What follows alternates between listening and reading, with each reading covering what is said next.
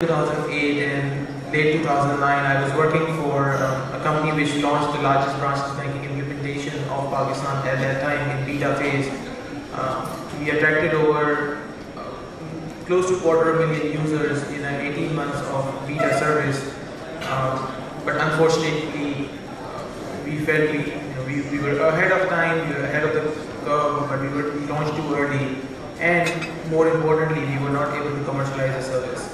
And this is a very important learning lesson for all of us, that we can create great services which have attraction at the grassroots level, but if you are unable to commercialize, if you are unable to build an ecosystem around your service, if you are unable to make your service profitable very quickly, then all of that good work is goes waste. And with that, we do our next presentation by Mr. Matthew. He is the Director of Business Development, M-Commerce for Sybase C65.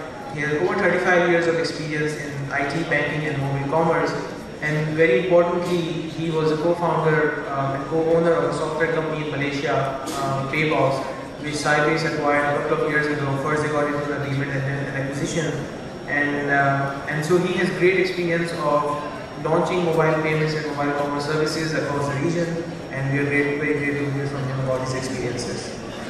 Very good afternoon, ladies and gentlemen. And this is my third visit to Pakistan in the last 8 months, and it's always a pleasure to come here. And I see tremendous opportunities for enabling mobile. My responsibility is for Asia, that I cover from Pakistan right now to Australia. So I see a lot of exciting opportunities, a lot of different requirements in each country, emerging countries, developed countries, semi-developed countries. So that experience in the last 4 or 5 years that we have been used to I think is something that we can bring great value to Pakistan as well. Okay.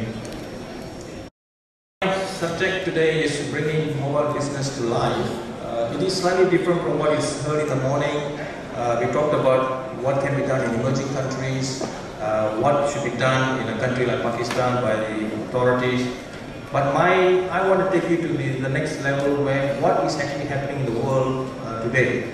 So that is a different, so that you can see, while Pakistan needs to enable mobile across the board in terms of both the unbanked population as well as the banked population, but you also need to be aware that there is more to mobile payments, mobile business than just mobile banking, mobile commerce. I think that's important, and what we will today is go through some of the case studies and examples, so that will give you some insight into what else is possible today with mobile. And this is particularly relevant for the operators, large enterprises, as well as for the banks. How many of you gentlemen have seen this person? Tommy, have you heard of him? This gentleman is 3G strategist. He's one of the most popular speakers in the world, where telcos and large mobile payment conferences he's invited to speak. And he was formerly an executive at Nokia, and then he now lectures at the Oxford University as well. He's written several books in mobile payments, mobile commerce, value-added services.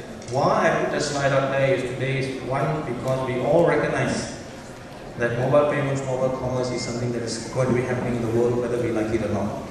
Second thing, he's also, as he says in the messages, there's always the debate whether SMS, MMS is going to be around for a long time. In his view, and he's backed that up with a lot of statistics, that SMS and MMS is something that's going to be around for at least another 10 years. Simply because the developed markets are fully deployed in terms of mobile handsets, but the emerging market, there's still a lot of opportunities. And that is the least cost for people to enable mobile as well. As you can see, today customers can use more than 2 billion applications are downloaded, 400 million purchases in M-commerce has taken place, over 800 million mobile payments last year alone, and on top of that we have banking is currently, even though still in infancy, it is something that is coming up very quickly. So all these are taking place right now. So where do we go from here? So let's look at some examples. What is important is, before I show the examples, that the ecosystem is going to be affected with mobile, right? If you look at some of the examples here, every part, whether you're a consumer, whether you're a merchant, whether you're a telco or a finance company or a bank, or whether you're a service provider, everybody has got a role to play in this. And only, as we saw earlier this morning, you heard that even Mr. Amit from MCB and even the gentleman from the Telecom Association was saying the interoperability of any services in mobile is very, very crucial. So without embracing interoperability and without having integration of services between banks and operators and service providers, this is not going to be a success. So mobile payment protocols is very, very successful when it is embraced at a national level. And that is a challenge that you will have to look into very carefully as well. So all we do is we just install card readers at merchants, and so the customer now has a mobile phone where he can do proximity payment as well as remote. You need both. You cannot just do proximity alone, you need both. Because for example, only where there's a reader, you can swipe. For example, you go to a supermarket, you buy, they may have a reader, you can just wave and the payment is done. But if you're in a car, you're driving elsewhere, you want to do a self-top-up or you want to buy a movie ticket or a concert ticket, you know, you are not at the front of the sales counter. You might be at home. You need to use the remote. So it's a combination of both. You need both to be successful. And that's what is happening here. And this is, as I said, we started with one operator, and today we got all the operators joined together. It is one platform shared by all the operators. They set up a separate company, and it's as a consortium. But you can also have as individual platforms. Like in Malaysia, what we're doing is we have 3 operators. 2 of them have got our solutions, Maxis and Celcom. They are now talking about interoperability, so we're actually soon implementing interoperability so they can still have their own solutions and yet enable customers to be able to do transactions with merchants that are acquired by the other operators. So these have happened, this is live, this is not something that is new, it is proven, and we have the expertise to deploy such solutions in Pakistan. Okay? Next one, let's look at some examples in emerging countries. This is something again, Hans has explained this morning. We are talking about enabling the unbanked customers who are actually living at very low income and also integrating the microfinance companies. Again, I don't have to put too much emphasis on that. This is something which is equally crucial for a country like Pakistan. That is the biggest challenge that you have, how to enable that. Technology is there, solutions are there, it is about education and marketing. That's what it is. And we have similar experiences. For example, in Africa, we have currently several projects where we are deploying several solutions. Some are live, some are in the process of implementation, some are in pilot mode. So this is something that is, again, equally we are familiar with. The difference with us is that we started implementing with the developed market. Now we are actually implementing in emerging markets. So we have experience right across. So we know how to deploy a solution in an emerging market like Pakistan and quickly bring you up to the level where you can have actually enjoy the benefits of a developed market as well. Okay. Now, what and who is driving the change in mobile? Okay, number one, I think we all know this is something to Pinterest. Convergence of voice, data, internet is causing a rethink in the way people want to do business via mobile. Of course, the major movers in these areas, Apple and BlackBerry. I think it was Bill Gates who mentioned when Apple and BlackBerry were fruits, life was easy. Yeah? But today, with technology, life has become much more complicated for us.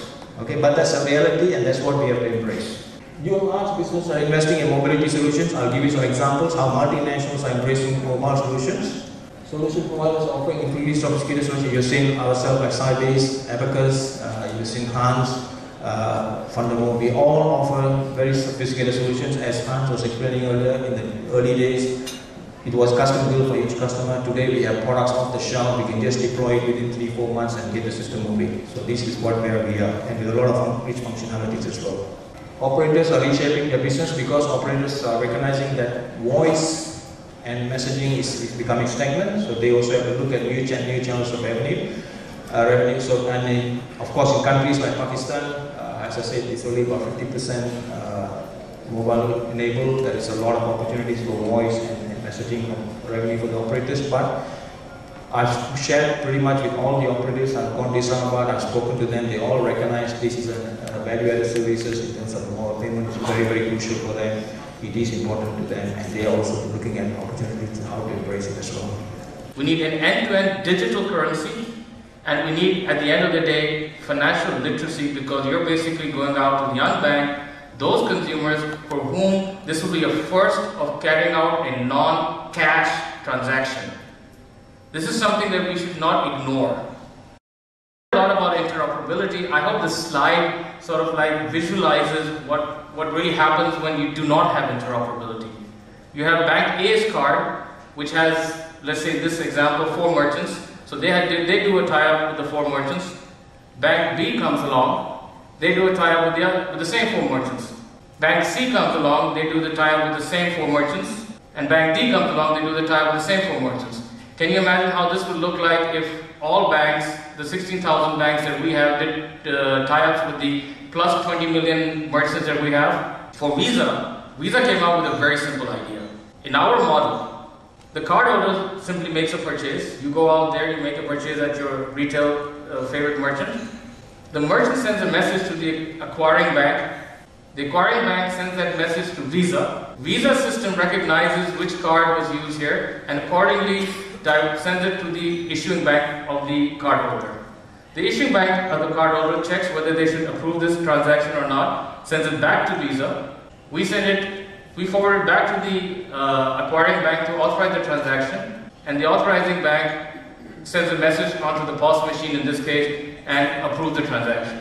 Approved message goes through. All of this takes place in a couple of seconds. The key thing here that we usually sometimes forget is that now that the transaction took place, the cardholder is gone, actual payment has to take place. So the merchant sends a request to the acquirer bank to pay them. The acquirer bank pays the merchant usually in the 1 working day, but at the same time they send this transaction to Visa, who in touch debits the account of the issuing bank and credits the acquiring bank. So Visa is playing a key role here of not only authorizing the transaction, but also doing a clearing and settlement role. The reason that I've shown this model of interoperability here is simple, and that is that here is a system that works. Normally we receive complaints from people that somebody received SMS from my number. How it is possible? Yes, SMS is spoofed and your SIM is spoofed and the person received a call from your number. It's a fault on IP systems, naturally. Capture of transaction information during a transmission on the air is also always possible. Anything which is unencrypted on the air, that transaction can be handled. Some new services, naturally, they have highlighted reliance on the new networks of agents like cash handling. Since morning, we are seeing a number of third-party applications. Naturally, these applications will come on the system, and here is the high-level reliance on these applications, which naturally brings operational risks. User, due to lack of knowledge and experience, send misformatted messages. Then this results in the denial of services. I am reading a case study on it that in Nigeria, there was a big scam of this denial of services to a number of users before the actual hacking attempt is made on them. Then the PIN code is locked. Naturally, if you are repeating the invalid attempts, your PIN code is locked. Then you give the phone to someone to unlock your PIN, and here comes the vulnerability and the exposure of your confidential information. I would just like to summarize today's 10 or 11 presentations in like 60 seconds. There were 3 common themes. One was the enabling environment which is necessary for this payment infrastructure to take off in Pakistan. When we did the first mobile commerce event 2 years ago, this enabling infrastructure did not exist due to many reasons, and we looked at case studies from other countries. Just 24 months later, we have an enabling environment, we have our own case studies, we have a customer who is very well educated in doing services over mobile, we have a regulator, in fact, a pair of regulators, PTA and State Bank, who are enabling this environment. The second common theme was the market opportunity. The opportunity, which was not so clear 2 years ago, is extremely obvious today. With the launch of Easy Paisa, we have seen that in 5 months, the transaction volume numbers have already exceeded some of the traditional delivery channels. And I feel sorry, but I'm going to call it internet banking, point of sale terminals, and bill payments to ATM, traditional delivery channels, because mobile banking has exceeded, and combined together in just 5 months with one operator. And 165, 6 more launches this year. The landscape in this country will completely change. And the third key involved, which is very, very positive, is between all these players, the theme of interoperability. That this cannot be done in silos. Everyone from the MCB's resident all the way to visa, everyone has talked about interoperability and that this cannot be done in silo. So with this 60-second wrap up, we made this event to a conclusion. We would like to present the last 3 speakers of the event. I would like to request Mr. Adnan Lokia from AKM Messaging.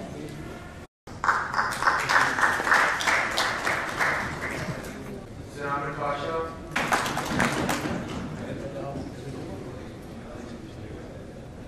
And Mr. Amar Jafri, who rightly reminded us that with great power comes great responsibility.